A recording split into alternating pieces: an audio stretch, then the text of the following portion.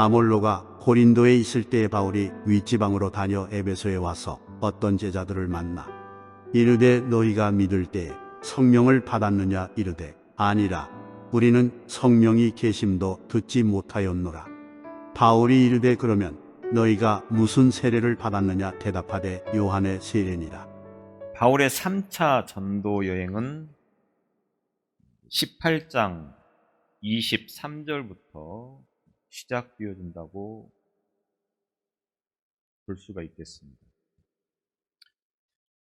그런데 그 중간에 24절로 28절까지를 통해서는 갑작스럽게 아볼로라고 하는 사람의 이야기에 관하여서 말씀을 하고, 오늘 19장에서부터는 이제 실질적으로 본격적인 3차 전도 사역을 시작하고 있는 말씀을 우리가 볼 수 있습니다.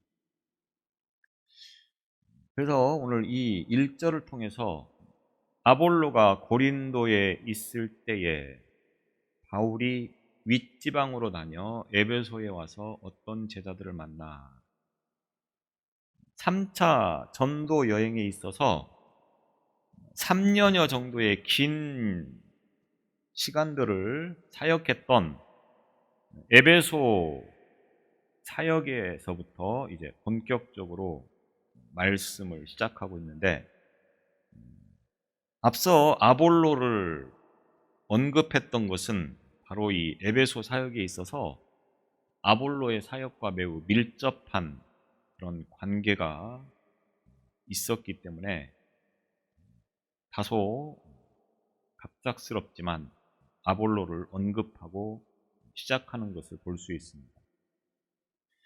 아볼로는 에베소에서 브리스길라와 아굴라로부터 하나님의 도를 배웠던, 그러니까 아볼로가 복음을 전하기는 했지만 뭔가 부족한 부분을 가지고 있었기 때문에 그것을 듣고 있던 브리스길라와 아굴라가 이 아볼로에게 예수 그리스도에 대해서 좀 더 정확하고 분명하게 말씀을 가르쳤던 이야기를 우리가 18장 26절을 통해서 볼 수 있었습니다.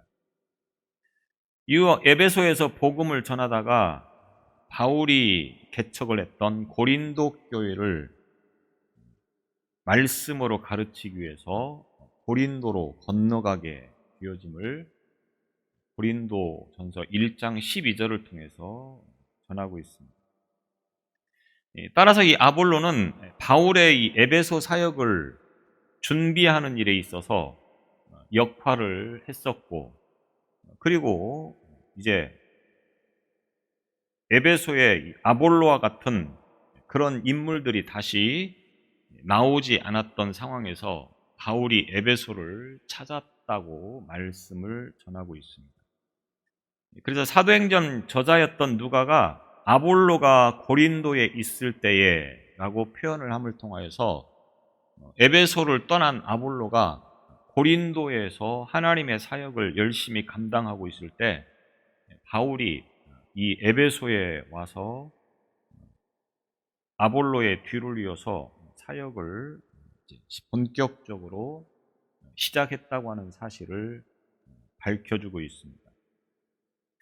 물론 바울은 전도 사역을 함에 있어서 변함없이 열심히 그 사역을 감당하였고, 그래서 오늘 말씀에서도 다녀, 고린도에 있을 때 바울이 윗지방으로 다녀라고 표현을 함을 통하여서 이제 바울의 사역을 표현해주고 있습니다. 다녔다고 하는 이 말은 통과해서 지나갔다라고 하는 뜻이지만, 오늘 여기에서는 이 본문의 말씀에서는 그냥 스쳐 지나가듯 지나쳐 버린 것이기보다는 어떤 특별한 목적을 가지고 일부러 들렸다고 하는 의미로 이 말씀을 우리가 이해를 할 수가 있겠습니다. 그것은 예수님의 제자들이 선교 사역을 감당했던 누가복음 9장 6절이나 또 사도 바울의 선교를 기록했던 사도행전의 말씀들을 통해서 보면 이 표현들이 등장을 하고 있는데, 이것은 의도적으로 또 일부러 그곳에 가서 복음을 전하는 그러한 일을 감당할 때 표현했던 그런 말씀드린 것을 통하여서 보면 결국 여기에서도 다녔다고 하는 이 말이 단순히 스쳐 지나가듯 지나간 것이기보다는 의도적으로 들려서 이제 전도의 사역을 감당했던 것으로 우리가 이해를 할 수가 있다고 하는 것입니다. 그래서 윗지방으로 다녔다라고 기록을 하고 있는데, 여기서 윗지방이라고 하는 것은 23절에 18장 23절의 말씀처럼 얼마 있다가 떠나 갈라디아와 부르기아 땅을 차례로 다니며, 이렇게 3차 전도 여행의 시작을 표현해 주고 있는데, 바로 이 지방들을 다녔다라고 표현하고 있는 것을 보게 되어집니다. 그래서 바울은 갈라디아와 부르기아 땅을 차례로 다니면서 예전에 전했던 그러한 복음을 더욱더 확고하게 하면서 그들의 믿음이 더욱더 굳건해질 수 있도록 도왔다라고 그렇게 이야기를 할 수 있겠습니다.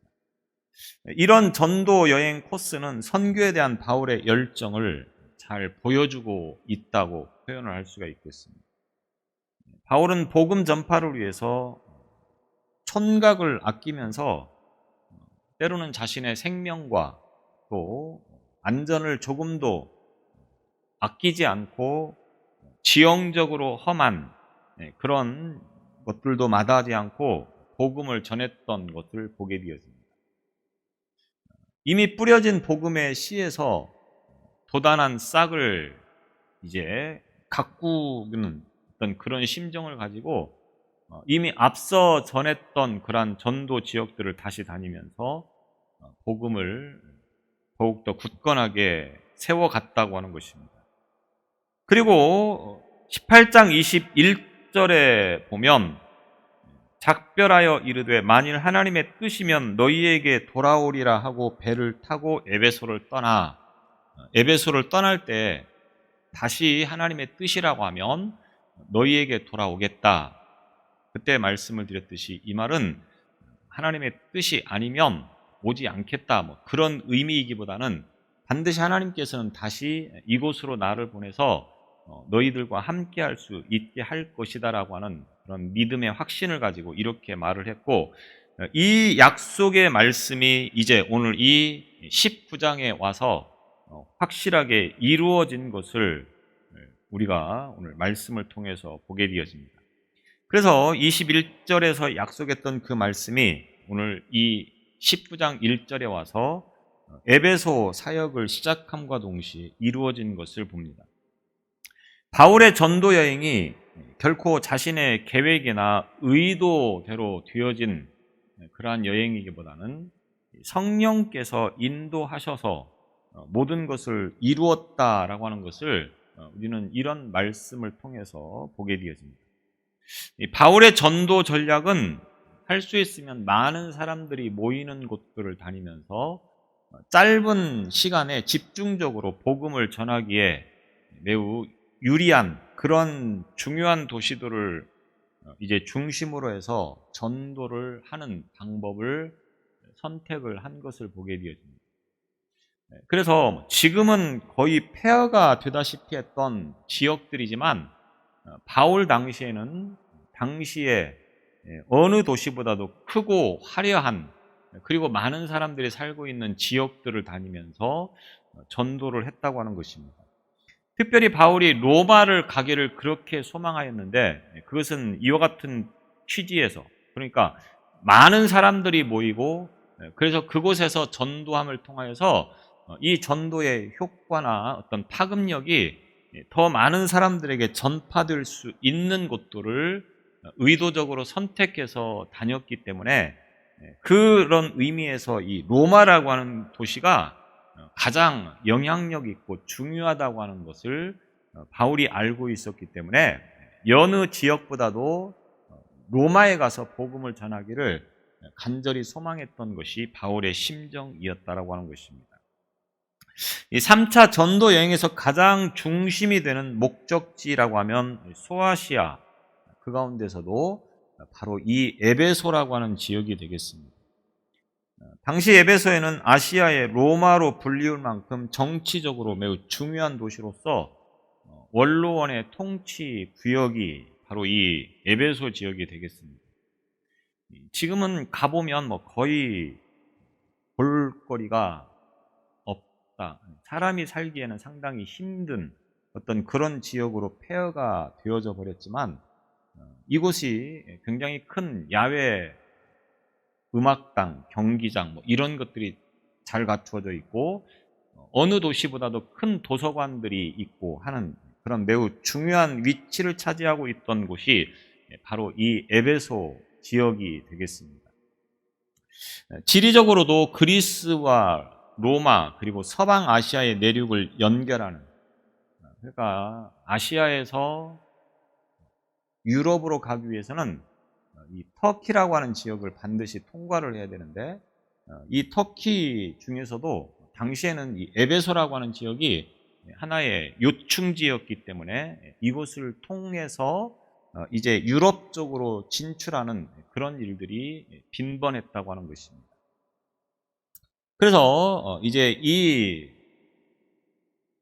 유럽과 아시아에 연결하는 데 있어서 해로와 육로가 만나는 매우 중요한 지점으로서 많은 선박들과 사람들의 통행이 빈번했던 그런 지역이 바로 이 에베소 지역이 되어서 무역이 굉장히 활발히 진행되었던 곳이 바로 이 에베소 지역이었다라고 하는 것입니다. 또 그만큼 많은 종족의 사람들이 방문을 하고 있었기 때문에 경제적으로도 다소 안정이 되어지고 또 다양한 이교 문화라고 하는 것들이 발달한 도시가 이 에베소였다고 하는 것입니다. 그래서 바울이 3차 전도 여행을 하면서 이제 에베소에 도착했을 때 그곳 주민들은 아데미라고 하는 신전을 중심으로 한 어떤 이교적인 문화로 많은 수익을 올리고 있었고 풍요로운 생활을 누리고 있었던 것을 보게 되어집니다. 그래서 후에 이 에베소에서 폭동이 일어나게 되어지는데 그것은 바로 이 아데미 신전에서 그들을 대상으로 해서 먹고 살았던 그런 사람들이 바울이 우상 숭배라고 단죄하면서 그런 일들을 하지 못하게 하는 것 때문에 결국은 폭동을 일으키다시피 해서 이제 바울을 대적하는 그런 상황들을 우리가 후에 보게 되어집니다. 여튼 이곳에서 이제 바울이 복음을 전하기 시작합니다.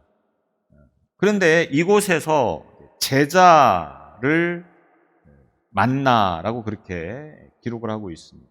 어떤 제자들을 만나? 그래서 제자라고 하는 말은 배우는 자, 제자라고 하는 뜻을 가지고 그리스도인에 대한 일반적인 명칭으로 주로 사용되었던 단어가 되겠습니다.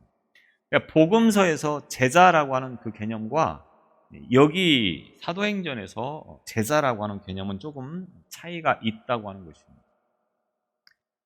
그것은 오늘 본문의 말씀을 통해서 볼 수 있는데 바울이 에베소에서 만난 제자들은 대략 한 12명 정도 된다라고 표현을 하고 있습니다. 이들이 요한의 세례, 즉 물 세례를 알고 예수님의 세례를 모르는 자들이었다라고 하는 것입니다. 요한이 주는 물 세례는 알고 있는데 예수께서 주는 세례는 모른다. 이 말은 예수님이 주는 성령 세례를 이들이 알지 못했다라고 하는 것입니다. 그렇다고 하면 이들은 온전한 제자라고 부르기에는 다소 부족한 부분이 분명히 있었다고 하는 것입니다. 그런데도 불구하고 오늘 제자들을 만나 이렇게 표현을 한 것을 보면 복음서에서는 철저하게 주님을 따르는, 예수님을 따르는, 그리고 예수님과 동행하는 그러한 자들을 제자라고 불렀던 반면에 이 사도행전은 이제 누구든 예수를 믿는다고 하면 그들을 다 제자라고 불렀던 어떤 하나의 상황들을 우리가 엿볼 수 있게 되어집니다.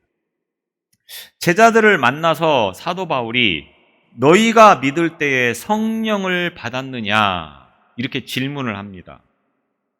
너희가 믿을 때에 성령을 받았느냐라고 하는 질문이 조금은 어색한 그런 모습으로 비춰질 수가 있겠습니다. 바울은 제자들로 소개되어지는 에베소 사람들에게 갑자기 이 내용의 질문을 하고 있는 것은 무엇입니까? 그것은 자신들은 제자라고 생각을 하고 있는데 정작 바울이 보기에는 그들의 모습에서 성령이 그들 가운데 역사하고 있는 어떤 그런 모습을, 흔적을 발견할 수가 없었다라고 하는 것입니다. 바울은 그리스도인이 되면 당연히 나타나야 되는 성령의 내주의 모습이 그들 가운데 보여지지 않아서 그들로 하여금 이렇게 너희가 믿을 때에 성령을 받았느냐라고 질문을 한 것이라고 볼 수 있습니다. 그러니까 너희들이 믿었다고 하면 성령을 받았을 터인데 너희의 모습 속에 성령의 내주하는 모습이 왜 보이지 않느냐, 이렇게 반문하고 있는 그런 의미로 이렇게 질문을 하고 있는 것입니다. 그러니까 바울의 이 말씀을 통해서 보면 예수를 믿을 때에 성령을 받게 되어지고, 그리고 성령을 받은 사람은 그 삶을 통해서 반드시 성령 받은 어떤 그런 것들이 증거되어지고 나타나야 된다, 이런 관점에서 말씀을 하고 있다고 하는 것입니다. 그래서 바울이 질문하는 의도는 에베소의 제자들이 예수님을 믿는다고 말하지만 뭔가 부족한 것들이 바울의 눈에 비춰졌다라고 하는 것입니다. 예수님을 믿는 제자들은 반드시 성령의 임재를 느낄 수 있어야 되는데 바울이 보기에는 그렇지 않다라고 하는 것입니다. 바울과 같이 영적 감각이 탁월한 그런 사도들은 분별의 은사가 있기 때문에 사람을 보면 그가 그 안에 성령이 거하는지 금방 알아차릴 수 있었을 것입니다. 물론 영적 분별력이 바울처럼 탁월하지 않다고 해도 우리가 어떤 사람을 보면서 그 사람이 예수를 믿는다고 말은 하는데 정말로 그 안에 성령이 역사하는지 역사하지 않는지를 어느 정도는 우리가 알 수 있고 볼 수 있습니다. 이 바울 같은 그 사도가 볼 때는 얼마나 그런 것들이 눈에 분명하게 드러났겠습니까? 그래서 너희가 믿을 때 성령을 받았느냐? 성령을 받았다고 하면, 다시 말하면 예수를 믿는다고 하면 예수님을 영접하는 그 순간에 성령께서 그 안에 임재하실 것이고, 그렇다고 하면 그들의 삶을 통하여서 성령 받은 증거가 분명히 나타나야 되는데 그렇지 않았다라고 하는 것입니다.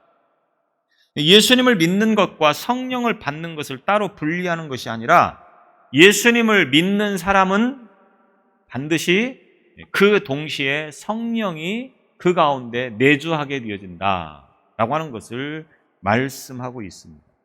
일반적으로 성도들이 신앙생활 하다가 뜨거워지는 성령 체험을 할 때가 있습니다. 미지근한 어떤 신앙생활을 하고 교회도 자주 빠지던 사람이 어느 날 갑자기 뜨겁게 되어지면서 열심을 내는 그런 사람들을 우리가 보게 된다고 하는 것입니다.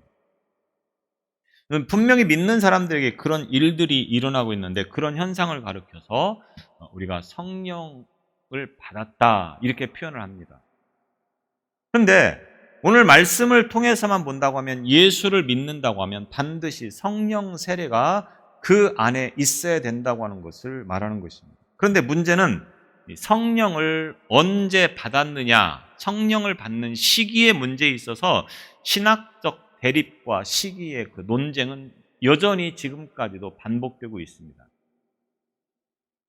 아니, 어떻게 보면 정확하게는 시기의 문제이기보다는 우리가 분별을 해서 성령 세례와 성령 충만을 나누어서 우리가 생각을 해보는 것이 좀 더 정확하다고 표현할 수가 있겠습니다. 믿음과 동시에 성령을 받는가, 아니면 믿음을 가진 후에 성령을 받는가라고 하는 문제, 어떤 사본을 보면 오늘 이 본문의 말씀을 너희가 믿을 때에 성령을 받았느냐가 아니고 너희가 믿은 후에 성령을 받았느냐라고 기록이 되어진 사본도 있습니다. 그러니까 믿을 때에 성령을 받았느냐, 믿은 후에 성령을 받았느냐라고 하는 이 사본의 차이도 있는 것을 보면 이 성령의 시기의 문제는 분명히 논쟁거리가 충분히 될 수 있다라고 하는 것입니다. 이 두 가지의 견해를 보게 되어지는데 우리 성경의 번역처럼 믿음과 성령을 동시에 받는다고 하는 것이죠. 믿다 그리고 받다, 이것이 동일한 시제가 되어지면서 예수님을 믿는 순간 성령을 받게 되어지고 성령을 받는 순간 예수님을 믿게 되어진다고 하는 것입니다. 그래서 믿은 후에 받는 것이 아니고 믿을 때 받는 것이 성령이다, 이렇게 주장을 하는 거죠. 그래서 한 사람이 예수 그리스도를 구주와 주님으로 영접하는 순간 성령께서 임하신다, 이렇게 말을 할 수가 있다고 하는 것입니다. 그런데 또 다른 사본에서 보면 믿은 후에 성령을 받았느냐라고 하는 말씀을 통해서 보면 믿는 것이 먼저이고 그 다음에 성령을 받는다, 이렇게 또 이야기를 할 수가 있다고 하는 것입니다. 여러분 어떻게 생각하시겠습니까? 그 말씀에 앞서서 먼저 성령이 뭔가를 우리 잠깐 다시 짚어보면 성령이라고 하는 것이 무엇입니까? 이 성령을 성경에서는 하나님의 영 또는 그리스도의 영, 이렇게 표현을 한 것을 보게 되었습니다. 하나님의 영, 그리스도의 영이 곧 성령이다. 사람에게 영이 있듯이 하나님에게도 영적, 또 그리스도에게도 영적인 그런 것들이 있어서 그 영이 곧 성령이다, 이렇게 성경은 말하고 있습니다. 그런데 예수께서는 성령을 보혜사라고 그렇게 호칭을 사용한 것을 보게 되어집니다. 보혜사, 이 말은 한자 뜻대로 풀어보면 보호하고 은혜를 베푸시는 스승이라고 하는 뜻을 가지고 있습니다. 그래서 한자로는 보혜사, 이렇게 말하고 있는데 이 말이 헬라어 원어를 보게 되어지면 파라클레토스라고 하는 단어가 되겠는데 이 말은 우리 옆에서 위로하시는 성령이라고 하는 뜻을 가지고 있습니다. 그러니까 성령은 우리 옆에서 우리를 위로하시는 분이다, 이렇게 원어로 보면 사용을 하고 있다고 하는 것입니다. 그래서 성경에 보면 이 성령의 사역에 대해서 굉장히 다양하게 표현을 해놓은 것을 봅니다. 그거를 다 말씀을 드릴 수는 없고 매우 다양하지만 구원에 관계되어진 것들만 성령의 사역에 대해서 말씀을 보면 요한복음 3장 5절에 보면 성령으로 나지 아니하면 하나님 나라에 들어갈 수 없느니라. 성령으로 나지 아니하면 하나님 나라에 들어갈 수 없느니라, 이렇게 말하고 있습니다. 하나님 나라에 들어가기 위해서는 우리가 무엇이 있어야 됩니까? 믿음이 있어야 됩니다. 오직 믿음으로 하나님 나라에 간다고 하는 것입니다. 이 요한복음 3장 5절에서 보면 성령으로 나지 아니하면, 결국 이 믿음은 성령으로 나는 것이다, 이 말과 동일하다고 여길 수가 있다고 하는 것입니다. 그렇기 때문에 성령으로 구원에 이를 수 있다, 다시 말하면 성령이 아니면 구원에 이를 수 없다, 이런 말이 되겠습니다. 또 디도서 3장 5절에 보면 우리를 구원하시되 우리가 행한 바 의로운 행위로 말미암지 아니하고 오직 그의 긍휼하심을 따라 중생의 씻음과 성령의 새롭게 하심으로 하셨나니, 우리를 구원하시되 어떻게? 성령의 새롭게 하심으로 하셨나니, 성령으로 새롭게 될 때 우리가 구원을 받을 수 있다. 구원에 있어서 필수적인 것이 뭐냐? 성령으로 새롭게 되어질 때 구원받을 수 있다. 이렇게 성경은 말씀하고 있다고 하는 것입니다. 그래서 구원에 있어서 성령은 반드시 절대적인 것입니다. 그래서 성령 받지 못한 사람은 구원받지 못한 사람이다, 이렇게 표현을 할 수가 있다라고 하는 것입니다. 그래서 믿을 때에 성령을 받았느냐라고 하는 말씀을 통해서 보면 성령 받지 못한 사람은 믿음이 없는 것이다, 이렇게 말씀을 드릴 수 있다고 하는 것입니다. 나는 믿습니다라고 말을 하지만 성령이 아니면 내 자신이 나는 믿습니다라고 말을 해도 결국 그는 믿음이 없는 자라고 하는 것입니다.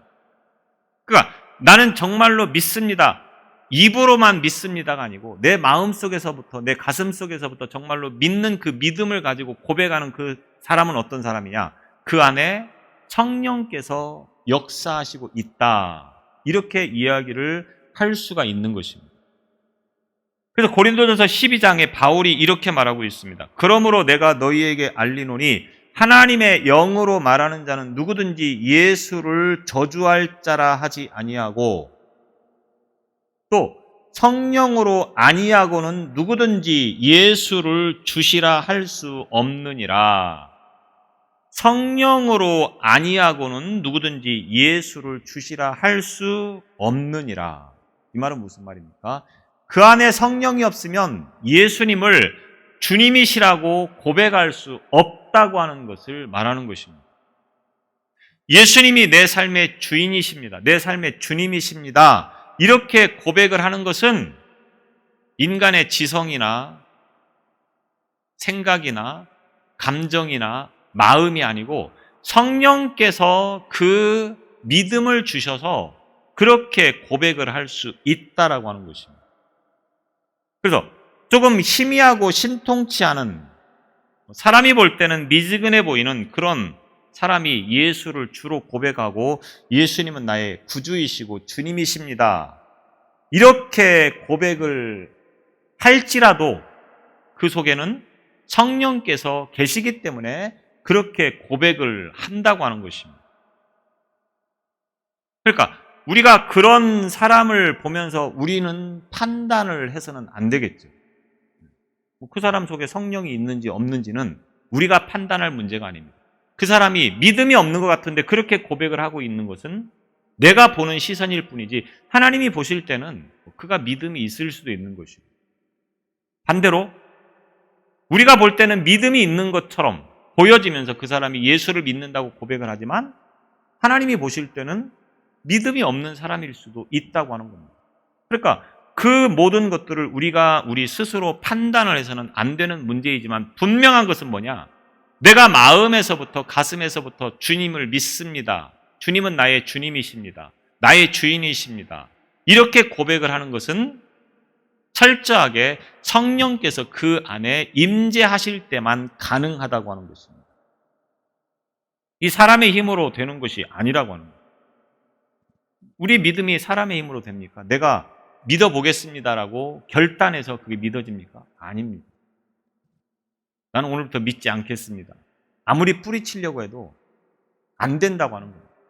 성령께서 역사하는 거기 때문에 그게 내 임의로, 내 의지로, 내 노력으로 되어지는 것이 아니라고 하는 것입니다. 그러면 믿은 후에 성령을 받았느냐라고 하는 것을 우리가 어떻게 이해를 해야 되겠습니까?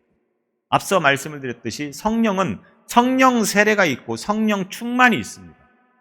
그래서 성령 세례는 단회적 사건입니다. 한 번입니다. 그러니까 예수를 믿는 그 순간에 성령께서 우리 가운데 세례로 주어지면서 임재하는 것입니다.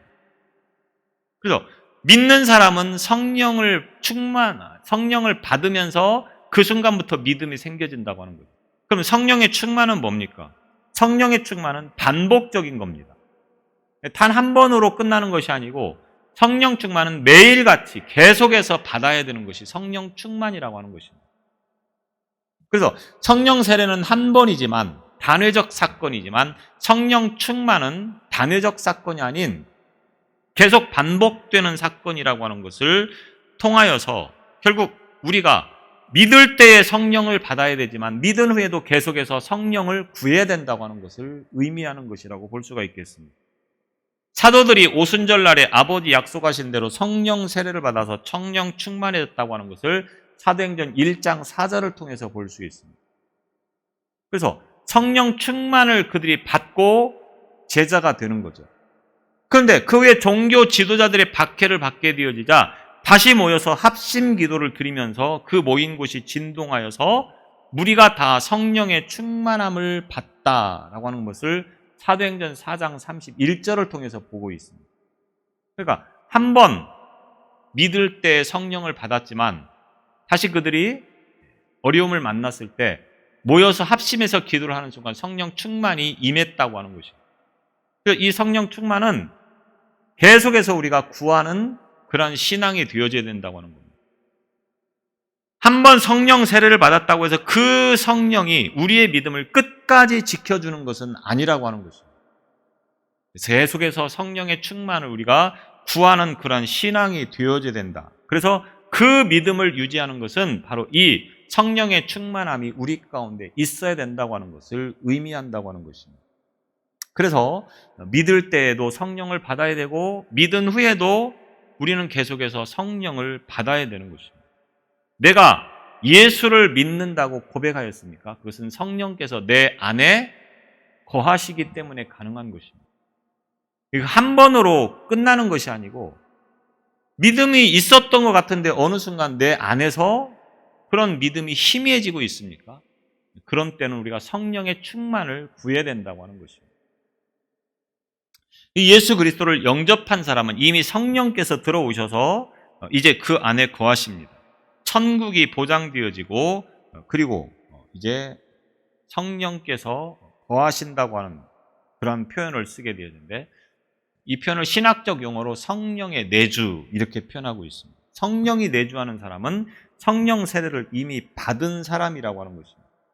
그런데 바울이 보기에 그 에베소 제자들이 도무지 성령 받은 것을 볼 수 없다라고 하는 것을 보게 되어지는 것입니다. 그래서 사도 바울이 에베소 제자들에게 그런 질문을 했다고 하는 것입니다. 너희가 믿을 때 성령을 받았느냐? 우리가 볼 때도 앞서도 말씀을 드렸듯이 분명히 믿는 사람인 것처럼 그렇게 보이는데 믿는다고 말은 하는데 전혀 그런 삶을 살지 못하는 사람들을 보게 됩니다. 요즘에 유튜브가 이제 많은 사람들에게 노출이 되어 있어서 그 집회하는 장면들을 가끔씩 보게 되는데 참 죄송한 표현이지만 오만 발광을 다 하면서 굉장히 세상 믿음을 다 가지고 있는 듯한 그런 모습을 이렇게 보입니다. 근데 얼굴을 보면 사랑이 가득한 얼굴이 아니고 온갖 이기심과 욕심이 가득한 그런 모습으로 그러고 있는 사람들이 참 많다고 하는 겁니다. 판단하는 게 아니고 우리가 정말로 성령을 받은 사람은 누가 봐도 정말로 저 사람은 성령 받았구나. 누가 봐도 예수님을 믿는구나.